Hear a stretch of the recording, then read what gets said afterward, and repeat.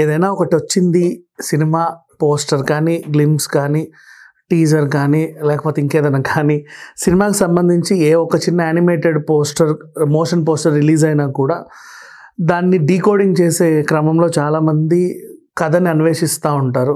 రాజమౌళి గారు కూడా నిన్న వారణాసి గురించి ఆ చిన్న గ్లిమ్స్ ఒకటి రిలీజ్ చేస్తే ఈ కథ ఇలా ఉండొచ్చు, అలా ఉండొచ్చు అని ఎవరి నాలెడ్జ్కి తగ్గట్టు వాళ్ళు చేసుకుంటూ పోతే ఈ ఫొటోస్ అన్నీ పెట్టి ఈ మధ్యకాలంలో ఏదున్నా ఏఐని అడగడం సర్వసాధారణం అయిపోయింది.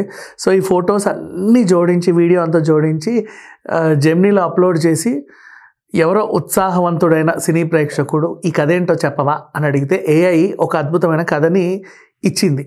మేబీ ఈ కథ ఇలా ఉంటుందని రాజమౌళి కూడా ఊహించి ఉండడేమో, లేదా నిజంగా రాజమౌళి అనుకున్న స్టోరీ ఇదేనేమో మనకు తెలియదు. కానీ ప్రజెంట్ ఏఐ వెర్షన్లో వైరల్ అవుతున్న ఈ స్టోరీ ఏంటో ఒకసారి చూద్దాం. మహేష్ బాబు రుద్ర క్యారెక్టర్, తను ఒక అడ్వెంచర్ అంటే treasure Hunter, adventurous treasure Hunter అని చెప్పుకోవచ్చు.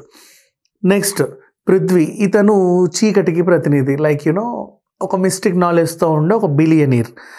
మహేష్ బాబు కూడా డబ్బులున్నోడే. నౌ శంభవి అనే ఒక ఆస్ట్రాయిడ్ అంటార్టికా మీద పడుద్ది. ఆ టైంలో భూగర్భంలో ఒక ఆలయం బయటపడుద్ది. అక్కడ ఏమైనా రహస్యాలు ఉన్నాయేమో అని వెతికే క్రమంలో పృథ్వీరాజ్, అక్కడ ఏమైనా ట్రెజర్ దొరుకుద్దేమో అని వెతికే క్రమంలో మహేష్ బాబు. ఎందుకు రహస్యాల కోసం పృథ్వీరాజ్ వచ్చాడు అంటే, మహేష్ బాబు ట్రెజర్ హంటర్ అయినప్పటికీ తనకు దేవుడు అంటే అంత నమ్మకం ఉండదు. కానీ పృథ్వీరాజ్ దేవుళ్ళని వీళ్ళని బాగా నమ్ముతాడు. ఏ ఆలయాలు ఎక్కడెక్కడ ఎలాంటి రహస్యాలు, శక్తులు ఉన్నాయో వేటాడుతూ ఉంటాడు. ఈ క్రమంలో అక్కడికి వెళ్ళిన తర్వాత వీళ్ళకి అక్కడ రహస్యాలు దొరకవు, డబ్బు దొరకదు. మరి ఏం దొరికిందా అంటే ఒక మ్యాప్, ఒక వార్నింగ్. ఆ మ్యాప్ని డీకోడ్ చేయడానికి అని చెప్పేసి మన మందాకిని క్యారెక్టర్ ఎంటర్ అవుతుంది.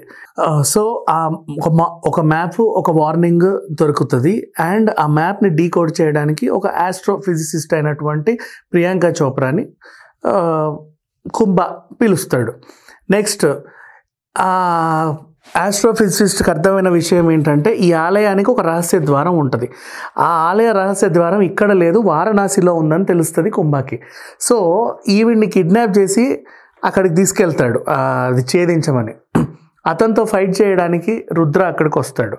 అన్ఎక్స్పెక్టెడ్గా ముగ్గురు కూడా ఒక దాంట్లో పడిపోయి 5-12 కాలానికి వెళ్ళిపోతారు లాంగ్ బ్యాక్. అక్కడికి వెళ్ళిన తర్వాత అక్కడ ఏదో ఒక లైక్ క్రిస్టల్ లాంటి ఒక ఆయుధం పట్టుకొని దాని సహాయంతో ప్రజెంట్ 2027 కాలానికి కుంభ వచ్చేస్తాడు. కానీ వీళ్ళిద్దరు అక్కడే చిక్కుకోవడంతో నాగసాధువులు వీళ్ళని కాపాడి ఎక్కడికో తీసుకెళ్ళి ఇతనికి కుంభ జన్మరహస్యాలన్నీ చెప్పి, ఇతడు కూడా శ్రీరాముడు హనుమంతుడికి ఇచ్చిన మాట ప్రకారంగా ఒక కారణ జన్ముడు రుద్ర అనేవాడు శివుడి అంశతో జన్మించాడు, ఇతనికంటూ ఒక టాస్క్ ఉంది అని వాళ్ళకి చెప్తాడు. నెక్స్ట్ వీళ్ళు తర్వాత టైం ట్రావెల్లో ఎక్కడికో వెళ్ళి హనుమంతుడిని కలిసి అతని సహాయంతో కుంభతో ఫైట్ చేస్తారు. హనుమంతుడి సైన్యాధికారి అంట కుంభ. ఆ టైంలో శ్రీరాముడు హనుమంతుడికి ఏదో దాచమని ఇస్తే దాన్ని చేజింకించుకోవడానికి కుంభ చాలా ట్రై చేశాడు. ఆ క్రమంలో హనుమంతుడు ఒక శాపం పెట్టడం వల్ల కుంభ ప్రతి జన్మలో అలా వికలాంగుడిగా పుడుతూ వస్తున్నాడు అనేది ఒక స్టోరీ అలా వైరల్ అవుతూ ఉంది. ఇది ఎంతవరకు నిజమో ఏంటో మనకి తెలియదు, కానీ ఏఐ వెర్షన్లో వైరల్ అవుతున్న స్టోరీ ఇది. సో నిజంగా చూడడానికి, వినడానికి బాగానే ఉంది. అండ్ శ్రీరాముడి ఆయుధాన్ని కాపాడడానికి వచ్చిన యోధుడిలాగా రుద్ర, అండ్ అలాగే ప్రియాంక చోప్రా అండ్ కుంభ, ఇంకా గురువు పాత్రలో రజనీకాంత్ కూడా ఉంటారని చెప్పేసి ఇంకొక న్యూస్. ఏది ఏమైనప్పటికీ స్టోరీ ఏదేమైనా 2027 వరకు ఆగితే చాలామందికి చాలా విషయాలు తెలుస్తాయి. అండ్ హనుమంతుడితో కలిసి ఇతడు పృథ్వీరాజ్ పైకి వెళ్ళినా కూడా పార్ట్ 2కి స్టోరీని షిఫ్ట్ చేస్తారని చెప్పి కూడా ఏఐ చెప్పింది. అంటే అంత బాగా చెప్పింది.